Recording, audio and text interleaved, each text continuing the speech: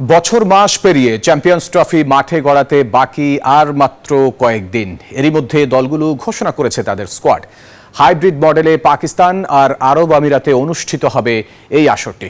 1998 সালে শুরু হয়ে এর আগে 8 আসর অনুষ্ঠিত হয়েছে। উদ্বোধনী আসর বসেছিল বাংলাদেশে। মিনি বিশ্বকাপ খ্যাত চ্যাম্পিয়ন্স ট্রফি ওয়ানডে বিশ্বকাপের পর ওডিআইতে সবচেয়ে বড় আসর এটি, যার যাত্রা শুরু হয় 27 বছর আগে। এই টুর্নামেন্টে 2টি করে শিরোপা ঘরে তুলেছে অস্ট্রেলিয়া, ভারত, আর 1টি করে জিতেছে দক্ষিণ আফ্রিকা, নিউজিল্যান্ড, ওয়েস্ট ইন্ডিজ ও পাকিস্তান।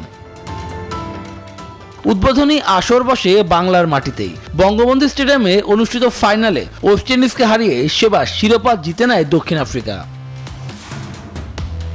2 বছর পর পরের আসরটি বসে কেনিয়ায়। সে আসরে অংশ নেয় মোট 11 দল। সেবার ফাইনালে মুখোমুখি হয় নিউজিল্যান্ড, ভারত। শিরোপা জিতে ঘরে ফেরে ব্ল্যাক ক্যাপসরা। 2002 সালে আবারও চ্যাম্পিয়ন্স ট্রফির আসর ফেরে এশিয়ায়। শ্রীলঙ্কায় হওয়া সে আসরে বৃষ্টিতে ভাগাভাগি হয় ট্রফিটি। স্বাগতিকদের সাথে ভারতও ট্রফিতে ভাগ বসায়।